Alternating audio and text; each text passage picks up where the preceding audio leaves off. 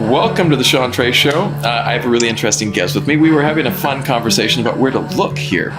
And I want to tell you one quick anecdote. Like, I came up as an actor, and when we were doing self-tapes, you know, or with podcasting and with video blogs, you look at that camera, hey, this is the coolest thing, you know? And then with an acting, you never look at the camera. You're always off camera, you know? Right. And so it's really awkward where you look at a podcast. Now, interesting guest, can you tell people who you are and what you do? Yes, I am Alex Hillkurtz, and I am a watercolor artist, watercolor painter. I am American, thus the accent, but I've been living in Paris for the last 6 or 7 years now. So, which is really awesome. I'm borderline jealous right here, man. I'm like, you know, because if I was a painter and you know, there are several cities that I would love to be, you know, where I'm at right now is actually a very place, I would say, if you have never come to Vietnam, to Ho Chi Minh City or Hanoi, a lot of beautiful things to paint here. You've got a lot of the old French architecture from the colonial architecture. Okay. And so there's some really beautiful buildings, but you know, Paris would be top of my list. Yeah. Where would you like to travel to? You know, I don't know. I sort of have this ever growing list. Right. I mean, sort of before the pandemic, my wife and I were all over Europe, kind of back and forth to the States, but I'd love to venture further afield. I'd love to see India. I'd love to see Southeast Asia. There's just, you know, I feel like I've been a lot of places, and then you look at a map and you're like, no. There's huge unexplored areas for me. So, there's tons of places. What pulled you to Paris? What brought you there? Well, it was my wife's job. She's a film editor for animated films, and there's a studio here in Paris. And they called, and we thought about it for about 4 seconds and said, yes, we're moving. We've lived in LA for a lot of years, but my background is in the film industry as well. So I've worked in New York, in London, Vancouver, kind of all over the place. And we always sort of said, okay, we'll settle, you know, we'll buy a house in LA. We'll kind of put down some roots a little bit. But, you know, if Paris calls, just sort of thinking this is not going to happen. But sure enough, they did. So that's what brought us here. And I knew, you know, I'd always sketched, I'd always drawn.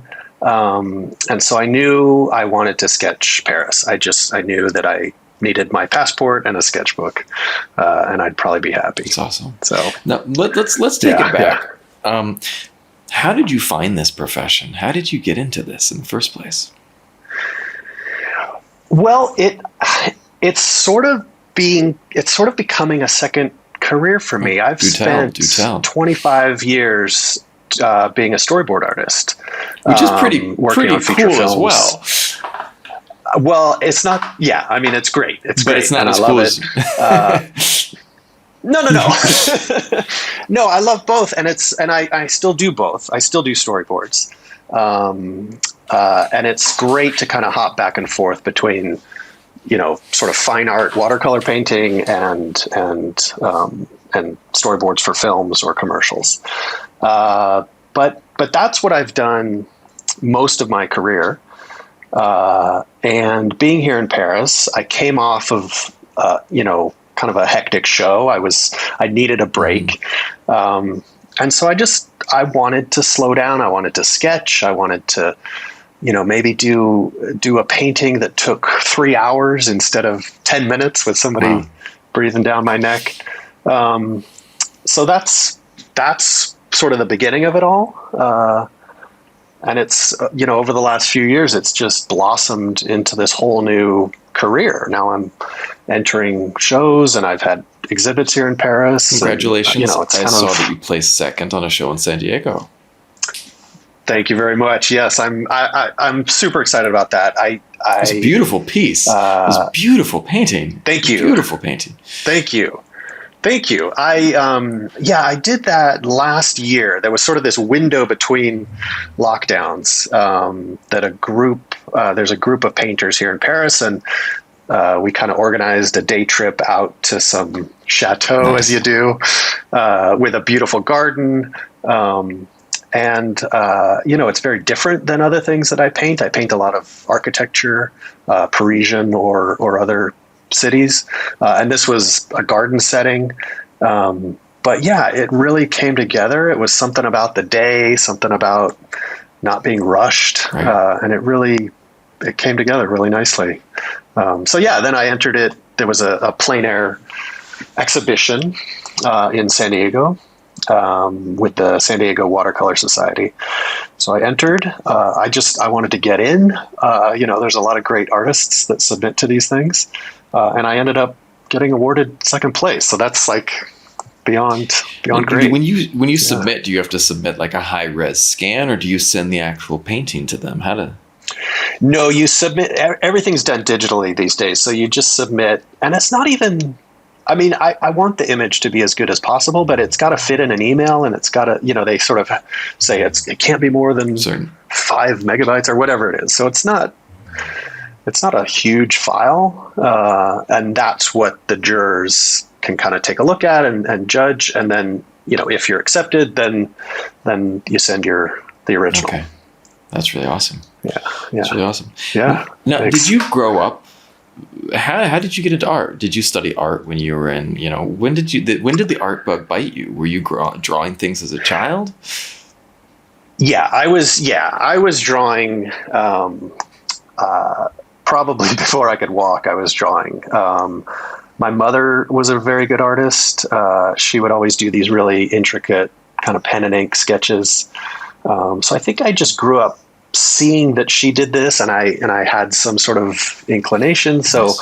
I would just draw dinosaurs and spaceships in my room, and that's what I love to do. I took a couple art classes in high school.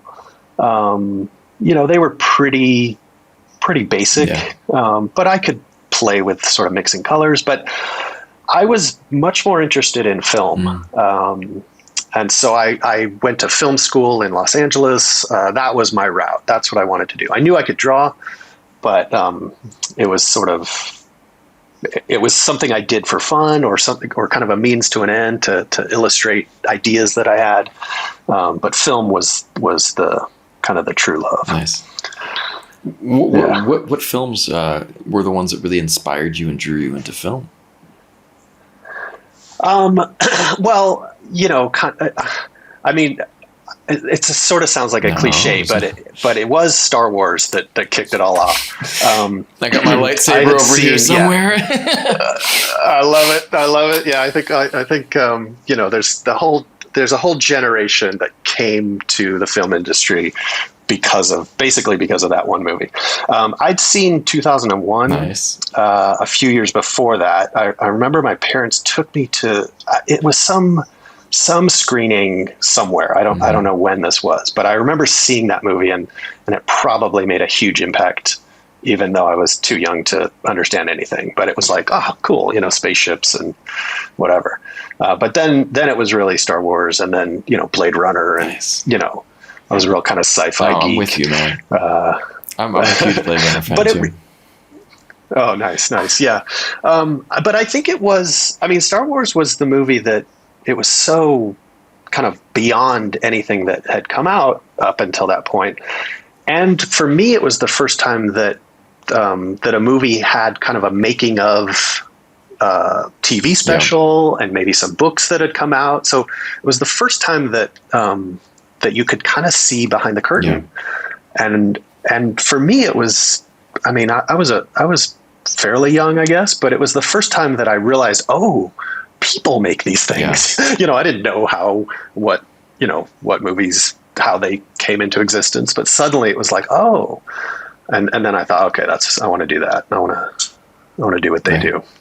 That's really cool. What was when you were coming up? What was the kind of the role that you wanted to have? Did you want to be a cinematographer, a director? What was your vision? Yeah, I mean, you kind of have these dreams of being a writer director, and I would write stories, and I would take my dad's Super 8 camera and play around in the backyard and make little stop motion things. So I was definitely on that track. I went to film school and kind of found my tribe, other people that were doing the same sorts of things. So that was really the goal. And then I did fall in love with cinematography. And there was a time after film school that I really thought, do I chase kind of writing directing, or do I chase cinematography? And I love both, and I've been lucky enough to kind of work with some of my heroes in both sort of fields. So yeah. So you how did you the shift into doing storyboarding? If you don't mind me following the trail here, man. No, not at all. Again, it was almost out of necessity. I graduated from school. I didn't know how to get a job. I didn't know anyone in Hollywood. It is not easy to break in.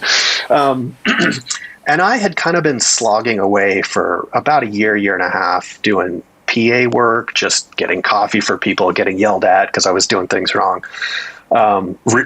Getting mad because nobody wanted me to direct their feature. And I was working on I guess it was a TV movie. It was a pretty low budget thing. But there was a storyboard artist, and I saw what he was doing, and I loved it. And I thought, wait, I could do that. I know how to draw. I could do that. He meets with the director. He draws these cool images. It just seems so much more calm of a kind of job than what I was doing at the time. And so I just thought, you know what? Yeah, that's what I'm going to do. And I told everyone that I'd ever worked with. I was like, oh yeah, I'm a storyboard artist now.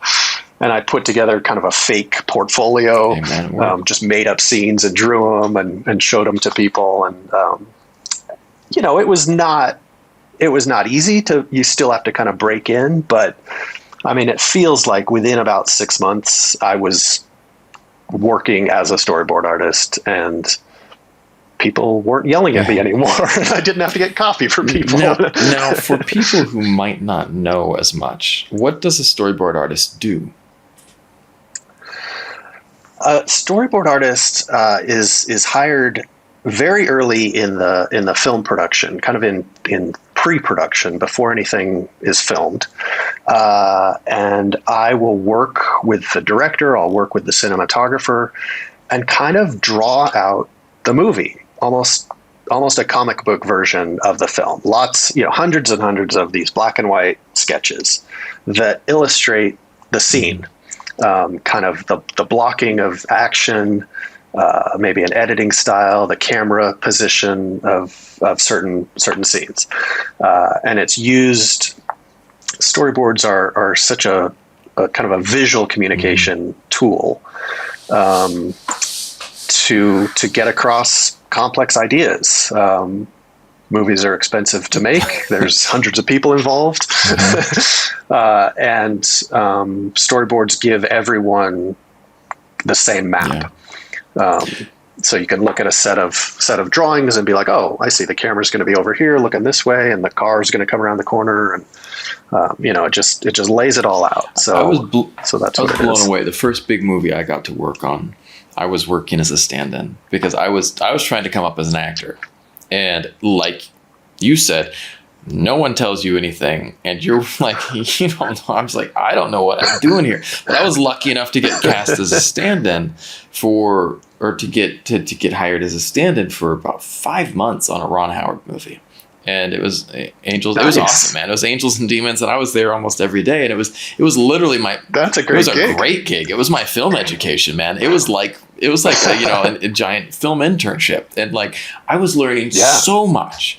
And one of the things that blew me away is like when we were shooting the storyboards. I mean, and the cool thing is like for people who are on set, everything's accessible. You get to look at every single last piece of what's being made. You know, it's there for everyone because everyone's working toward it, you know? And I was walking over and like, you know, when we were on lunch break, I was just sitting there staring at the storyboards and like they had them all lined up. And it was just like, it was amazing that they had completely conceptualized everything.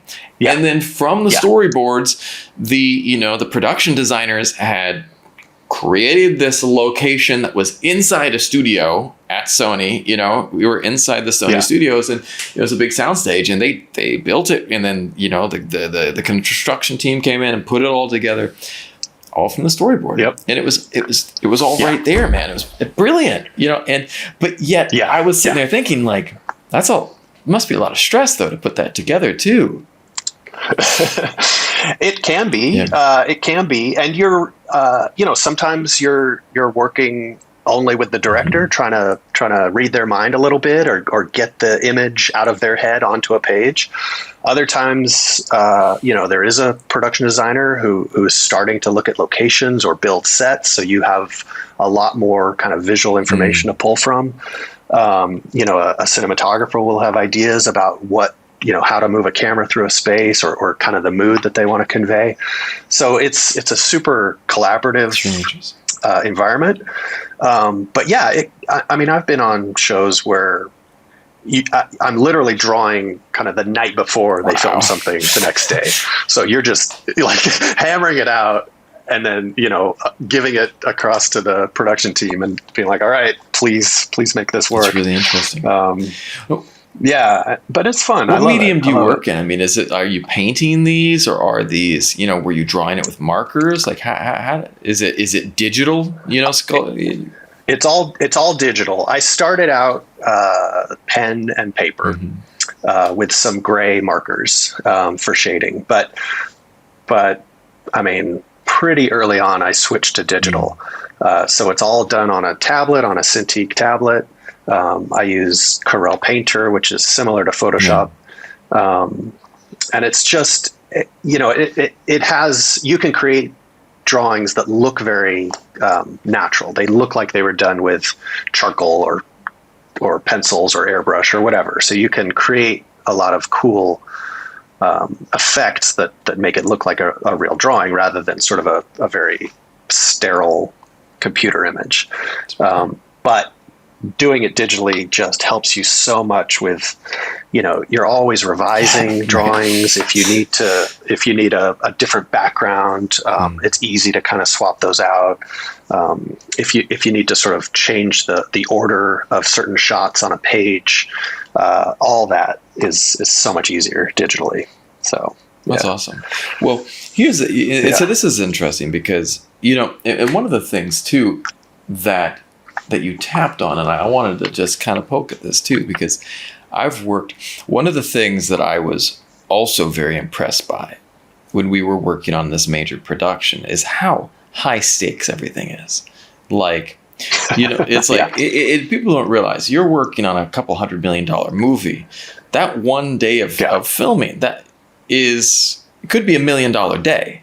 You know what I mean? If it's got a ton of extras and stuff. And you don't want to be the person that messes that day up or causes any snafus, And so I look at these two different careers, from storyboard and fine art, and certainly there must be levels of stress in the fine art realm as well.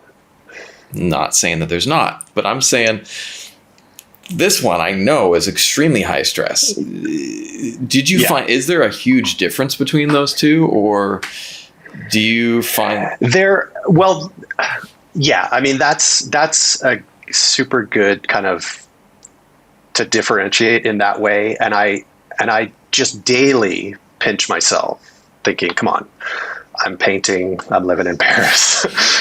This is not too shabby. It's, nobody's dictating to me what to do or how long it should take. Yeah. I mean, I kind of impose my own deadlines, but like all those stresses have gone away. All the I mean, I've been very lucky to work with some very great people, but there are a lot of big egos in Hollywood, and so I don't Just have a little that bit? anymore. Yeah, a little bit. The similarities are that it's still a very freelance world. I've spent 25 years working freelance. You work for 3 or 4 months on a job, and then it ends, and you gotta find the next gig. It's all kind of personal contacts, who who can help you, a lot of hustling, and so kind of doing this, getting more into this watercolor world where there are exhibitions to enter, and there are sort of juried shows, and there's maybe I do a lot of workshops now. There is that level of, there's some competition, but there's also kind of, who can invite you to certain places, and that can all be good. So I feel like this background of freelance has absolutely prepared me for the uncertainties of just being a fine artist, and trying to figure out how to monetize that without killing the spirit. All that kind of stuff comes into play. That was a question that I had, but I didn't know how are you selling to galleries, or are you doing things on commission? Do you mind if I ask that? No, not at all. I've done a couple commissions, and it's not gone well. I've had some weird experiences, and people ask me if I do commissions, and most of the time I say no. I feel like there's a weird expectation that comes along with that, and so whatever I do is going to be different than the person's expectations. It's just, there's too many weird emotions for me. So I tend to paint what I want to paint. I've been lucky enough to have a couple exhibitions where I sell pieces. I've sold some pieces online. I teach workshops. I've got this online workshop that's been successful for me. So, it's you can piece together sort of a living out of this kind of thing. I love the point that you're pointing to. I had, I'm looking at, like, as I develop my podcast, like, this is something that I really, really enjoy, and it's organic, and I kind of dictate the stories, I ask the questions that I want to ask, and I kind of steer it in the direction I want to steer it. And last week there was someone who reached out to me like, hey, would you like to come and be a reporter on, it was the first job offer I've had come out of this. And it was really interesting. I was like, not what I was expecting. They're like, would you like to come and be a reporter on a, a financial news channel here in Vietnam? And I was just like, wow. And I was like, on so many levels, no. And not that I have any problem with that, but, like, first of all, I don't know anything about finance. And so, like, and like, that's problem number one. Like, I don't know anything. That's kind of a big deal, like, today in financial news. And I'm like, I don't know anything about that. Like, why would you want, I'm not going to report on that. Number two, it's scripted.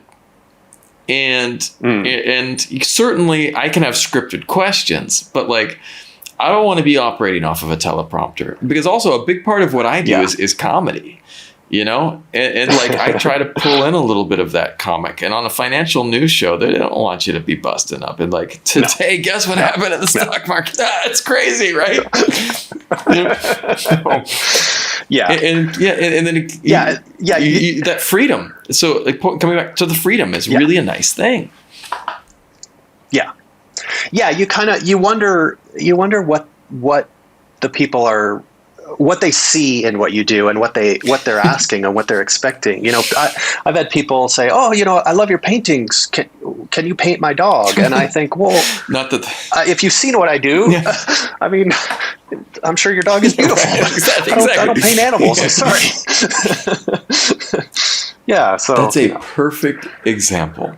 That is a perfect example, because you look at that, and from where they're coming from, I can see, like, they love and value their dog, and it's important to them, and there's no judgment there. Right. But if they look at what you do, I'm not an expert on your work, but I know that a ton of what you're doing is architectural, like you pointed out, and you do beautiful locations. It's stunning to see the stuff that you're making, and that's really interesting. That's a really interesting point about the commissions, because you're right. Even you look at, if you go back in history, and I was a history major, you go back and look at, many artists, like there was so many, which one of the final of the Italian painters was it? I can't remember. There was someone who was doing all of these commissions for the Borgias, and that's how they paid their bills. And I can't remember who it was, but it was this whole thing, and it was like you always have to appease this person, and it's impossible to appease them. And it's like this lofty thing, and even the Mona Lisa was, I believe, again someone's family member. I just read a couple different biographies of Da Vinci, and you just realize, God, these guys, they're just hustling and they're having to make ends meet, and they're having to kind of align themselves with these horrible people because there's money. Horrible people, right? Well, awful people, and I don't know. I'm a big Rembrandt fan. He did commissions, like he painted the rich and powerful. I'm so glad I don't have to do that. We also live in a time period where we have a completely and entirely different way to self-promote, utilizing, social media, utilizing YouTube and different, media outlets, Absolutely. Have you done any videos of you actually doing a painting, setting up a camera above and kind of? Yeah, I've done quite a few of those. I used to do them every Thursday night. Wow. This was kind of, I did it sort of before COVID hit, and then once everyone was in sort of hard lockdown, every Thursday night I'd be like, all right, let's turn on the camera. And for 2 hours, I would just do a painting, and I could see people's comments. They would write in and they would say hi, and it was super fun. Just this great community feeling, because it was literally this global audience. Hey from India, hey from England, whatever it was so much fun. So I've done quite a bit of that, and I really, really enjoy it. And I would hear from so many people that they're like, thank you, locked out, like this year's been rough. Yeah, right. And it's just nice to watch somebody paint, and have sort of a little conversation. So yeah, I've done quite a bit of that. I've done an online course. I'm doing some Zoom teaching, some workshops over Zoom, which, I kind of have mixed feelings of that, because I love sort of one-on-one contact, and there's nothing like being in a room or outside with a group of people, painting together. But that could seem over problematic Zoom, over Zoom you can sort of, to how do you coach people over Zoom at that? Well, I've done it. So I do kind of a multi-week course, and so I'll do a demo, and I'll talk about a certain subject, and I'll give a homework assignment, and so the students will then paint during the week, and then I can see what they've done and critique it, and then the following week I'll do something else. So it kind of becomes this. There is a little bit of back and forth. Yeah, if you're just doing kind of a one-off, like a 2 or 3 hour workshop, I just don't know how that works. I think that's just a demonstration, because there's not really time to, okay, hold your painting up to your screen and let me take a look at it. Hold on. Yeah, right. Yeah. That's interesting. That could be rough. There are certain things that are, I would assume, could be, but yet, there's still workarounds. Like you said, like you have this back and forth. Now, yeah. I want to dive into your personal art, though. Where do you go for inspiration? Where do you really, what gets your creative juices flowing?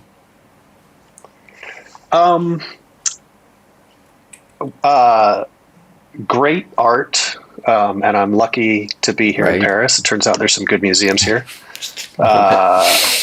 So so that could be a real breath of fresh air for me. I love nature and I love music. Those are where, whenever I'm feeling sort of run down or kind of uninspired or a little bit stale, I'll turn to one of those three things. And that usually does the trick. I look at a lot. I spend way too much time on Instagram and Facebook, sort of looking at a lot of paintings, looking at a lot of, most of my feed are sort of fellow painters, friends around the world that do similar things. But, every now and then you gotta put the screen down and, go for a walk in the woods or something. That's really special. Now, what are some of your favorite paintings that you've painted? What are some of do you have some specific, that one is really rings, just it stands out? That I've done?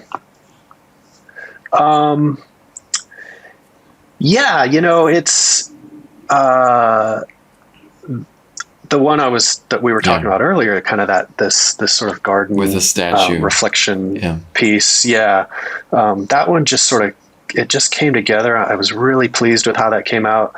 There's some other pieces that I did earlier this year. I had a big exposition here in Paris, and I needed to paint larger pieces, bigger than I'd ever done before. So that was a struggle, but a few of those everything I displayed, I'm very proud of, but every now and then you do something and it kind of surprises yourself, So there are a few that I think, there's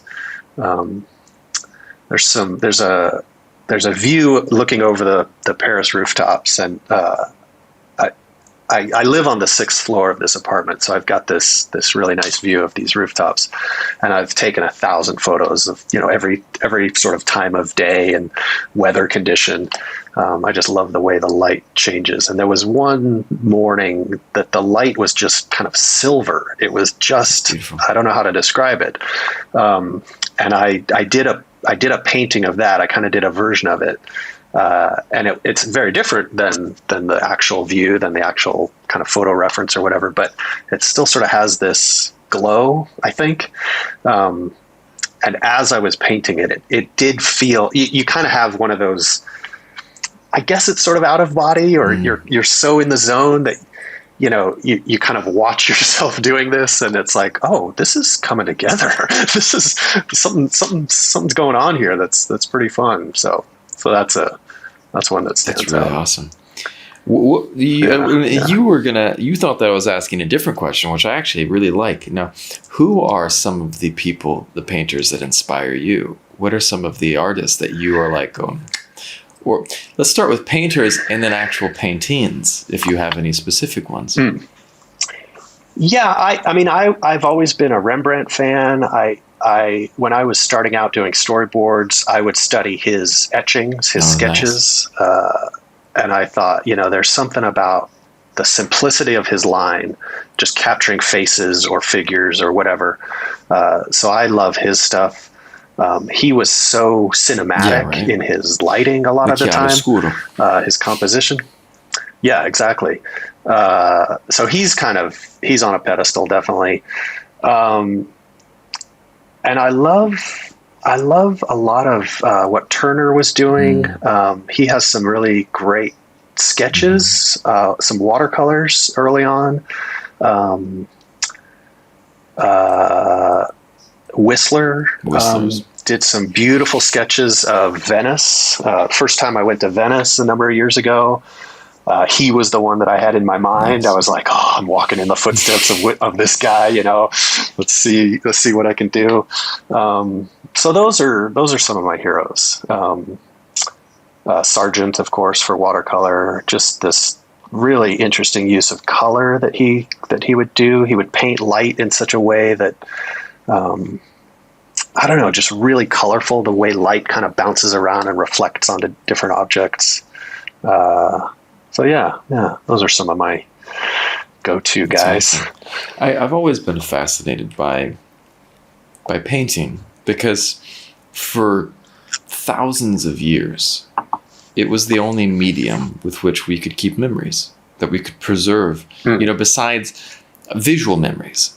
Certainly we as human beings developed the written word, a long time ago. But, mankind has been trying to capture the visual images that we've seen for our entire history, starting with the cave paintings, and, we've gone through various degrees of realism with these depictions. The Egyptians were much less realistic, except for their sculptures. Their paintings were much, very blocky, but some of the sculptures were extremely realistic, so very interesting there. But you move through history, and of course, you're going through, if we're referencing European history, heading into the Renaissance and this amazing change in painting from the medievals, very interesting, completely disproportionate, human bodies and such, right. But moving into this absolute renaissance, and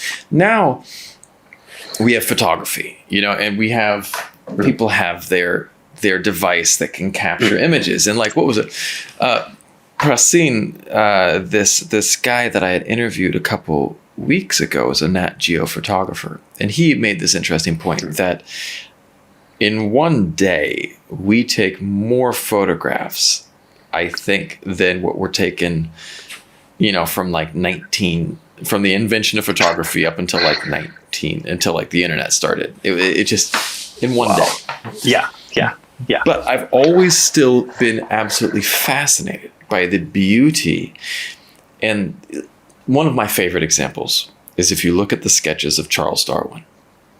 And because Darwin was just this naturalist explorer, but he didn't have at his disposal cameras. And so, for naturalists, for people that were, biologists and such, if you wanted to be a biologist, you were also an amazing sketch artist, because you had to sketch the animal that you were seeing it extremely accurately. It was not something that was, which thank you, Leonardo da Vinci, for creating, this really beautiful. And so there is, again, this idea of transmitting memories and knowledge through art. And I've always been fascinated by that because it's such a grand tradition. Now, when you were learning, because you talked about how you got into, how did you learn watercolor?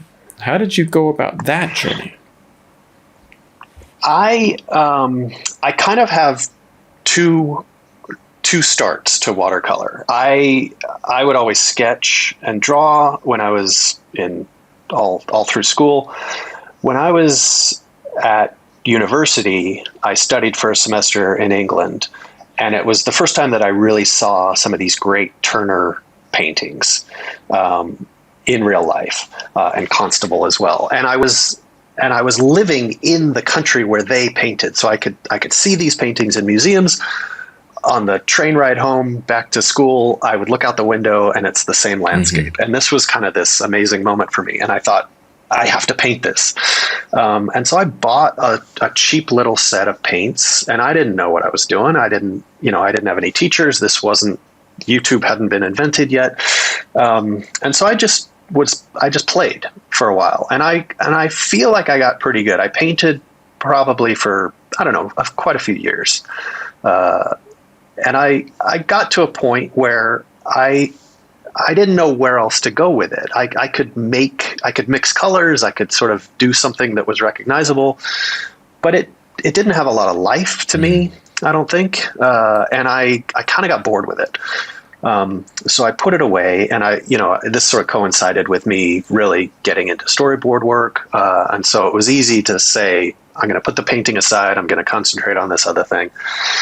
And I kind of always knew, whenever I'm ready to pick up watercolor paints again, it'll be something different. It'll have a different energy to it. I didn't know what that was, but that was my feeling. And then, it was really when my wife and I moved here to Paris. Again, I started sketching, but these were black and white sketches.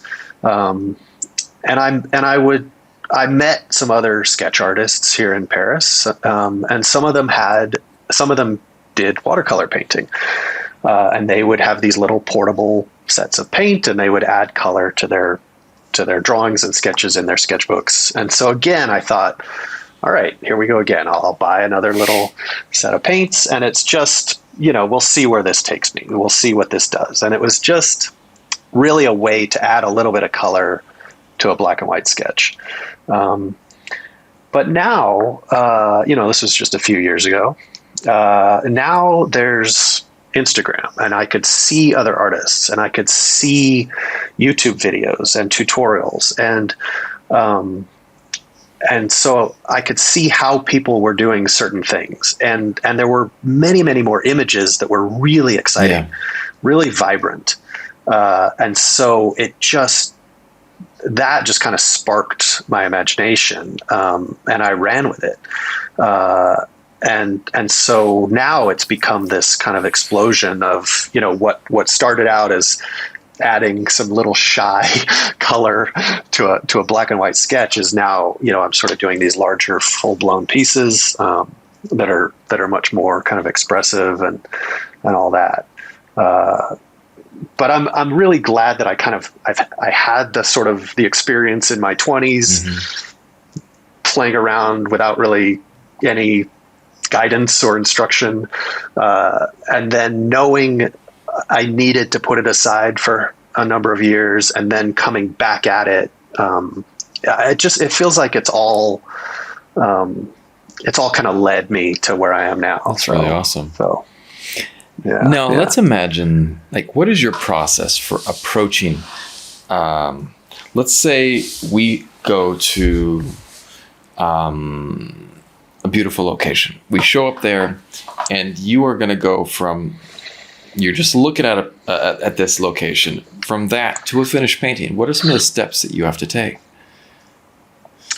I really feel that a lot of the work for me, a lot of the important decisions are made before I touch my paper. It's really about where I'm standing and where I'm choosing to see a subject from. And for me, I think this comes from my storyboard work.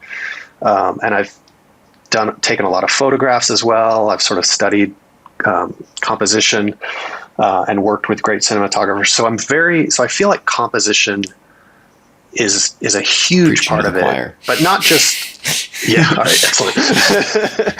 But not just, when people think about composition, they think about how is something framed? Is it are you a portrait? Are you a landscape? But it's much more about sort of where you place a camera, or where you choose to sit or stand, to see a certain subject. And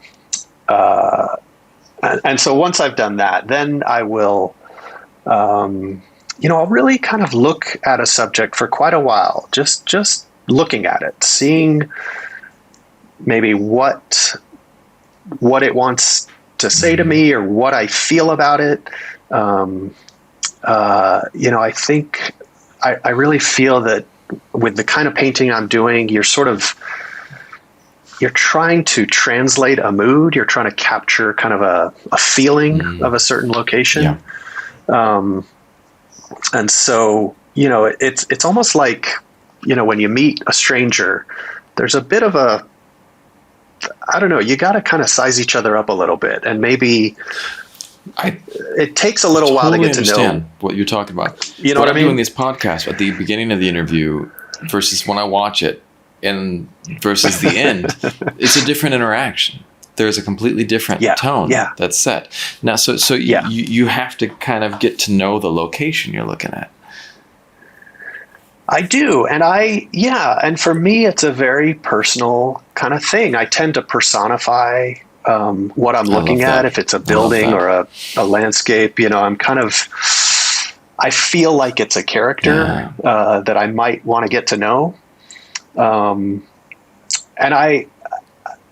for me, this is kind of one of those secret ingredients of a painting. You figure out who is this? What are they on about? What are they doing?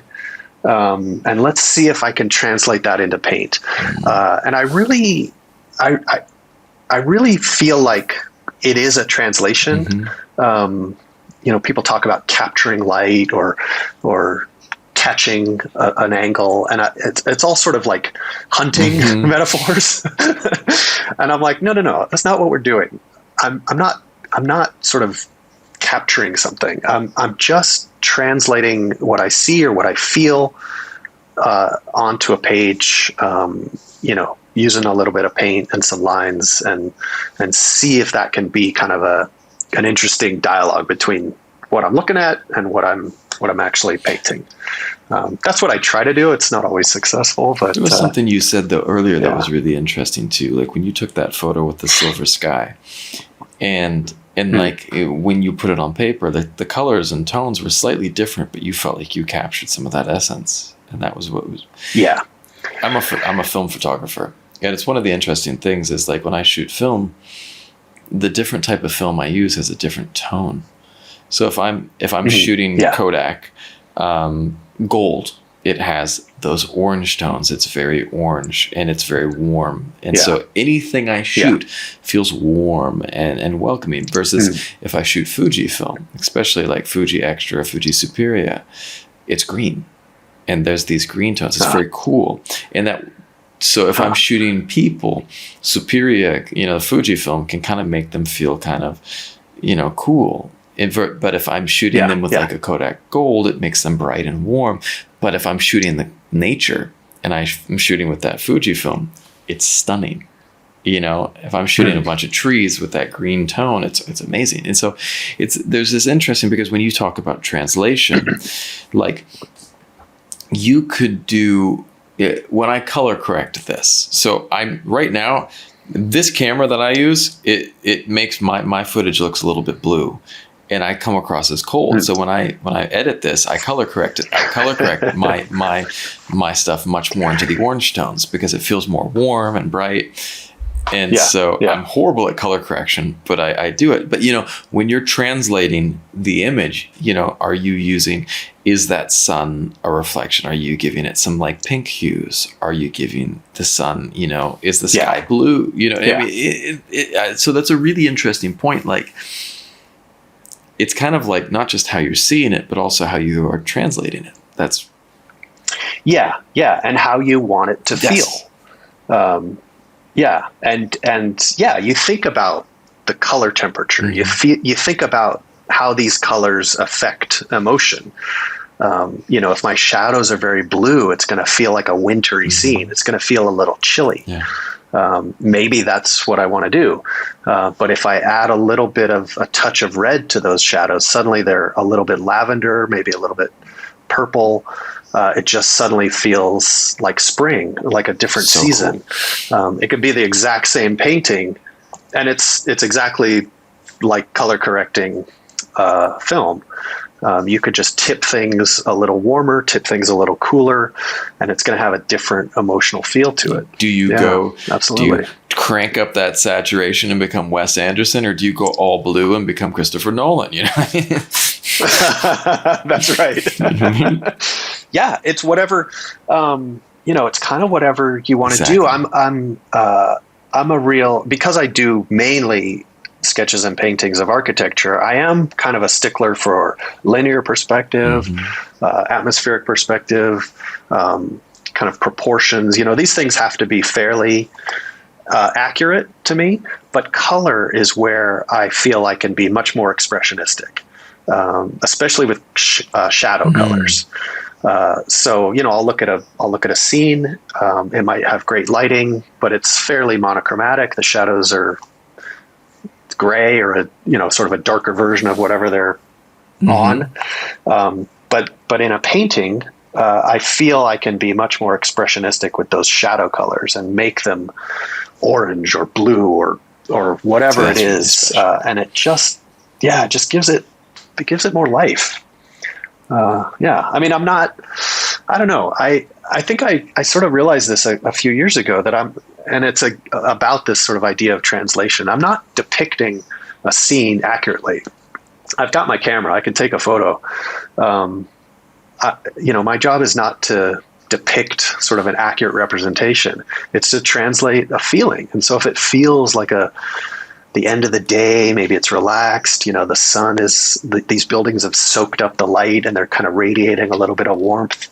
How do I do that with color? How do I do that? So these are the things I think about. Because you're speaking multiple languages, it's like one language is, the realistic thing, but the other language is a feeling. It's an emotional language. And it's because painting is about conveying not just the true image, but the impression that it left on the artist. That's exactly right. Yeah. I mean, all the great quotes that I find are sort of from these, impressionistic painters that, are like, yeah, your first impression of a scene is kind of key. What drew you to this? What stopped you in your tracks and made you think, wow, I need to paint this right now. And if you can, sometimes that's unconscious, but if you can try, think about it, make it conscious, and then put that on paper. That's exactly what it's about. And I love that. One of the things that I loved during the pandemic, and, it was a tough time for everyone, but it also was a great time that people were at home and they realized they have time to paint, to do these things. Yeah. And I think that, we're given markers and crayons and colors as children, but then somewhere along the line, they're left aside. Yeah. And I don't think that that's right. Yes, now you're preaching to my choir. I'm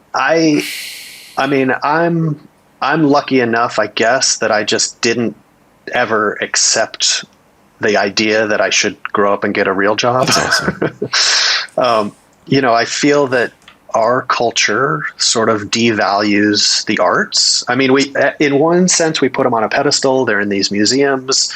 Certain artists are paid astronomical fees for things. But on the other hand, if somebody wants to, play with their crayons all day, it's seen as frivolous and kind of a waste of time. And I just think that that's a real shame. There's got to be a better balance. You were just saying earlier about cave paintings. It's like some of the oldest artifacts of humanity are artistic ones. This is in our DNA. This is who we are. This is how we express ourselves. What separates us from the animals? We create. Yeah. We make up stories. We tell stories. We sing songs. We paint. To sort of defund that or push that aside and call it kind of frivolous or that's just a hobby. It's a real disservice to everyone. And a lot of people, I've been doing quite a few workshops in the last few years, and a lot of people have similar stories. Oh, I used to paint when I was a kid. I haven't done it for 20 years. And here we are starting again. And it's like, all right. I mean, it's a shame. I wish more people could paint their whole lives or create whatever it is you want to create, do it your whole life, rather than being told, put that aside, go sit at a desk instead for 25 years. And then, I'm not going to lie. I feel you. And like, there was a moment where when you started talking about, so there was a moment in our conversation where you started talking about like a lot of these people were sketch artists, and then they added color with watercolor. And I sat there there was a moment where and I'm going to tell you my inner process at that moment. There was a moment where I was like, I could do that. But then all of a sudden, there you go. But there was a part of me that was like, nah, that's too hard. Nah, you don't have the time. No. That we need to kick it out. Yeah. You got to get rid of that. Absolutely. Yeah. I mean, those are all those negative voices, all those, whatever they are that come at you, that squash those dreams before they can hatch.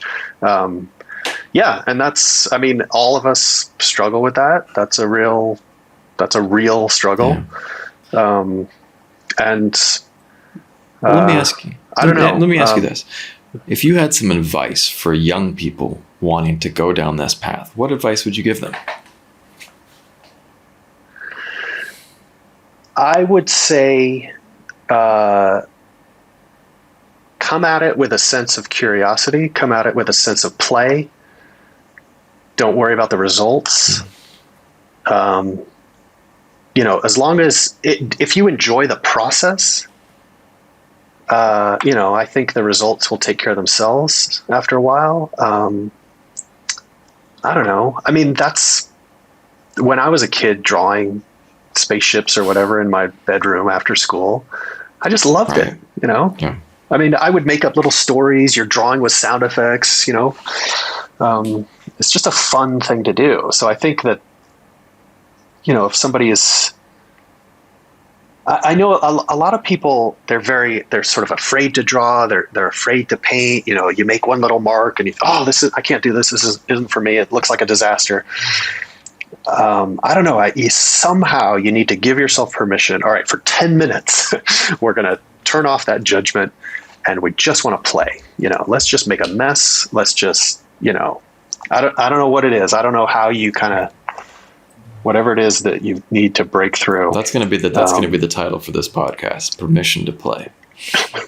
There you go. All right. That, Yeah. At the end of the day, we all need that. And I think that's one of the challenges with our education system. And that's kind of like what your whole story is kind of, summarized. You had this, the serious work, that was the storyboarding, and then, getting back into your own permission to play with your own personal art. Yeah. And it's been, it's such a fun, I wouldn't change anything. I love doing all the storyboard work that I did. It was so rewarding, so fun and exciting. Sometimes it was a grind, but it's pretty great. It's a pretty awesome grind. Right. It's great. It is great. But then, doing what I do now, I'm kind of coming at art from a different perspective. I don't know. I love it. As long as it feeds your soul, man, then it's awesome.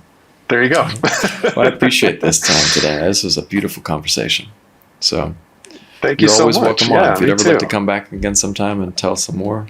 I'd love Awesome, to. Yeah. Man.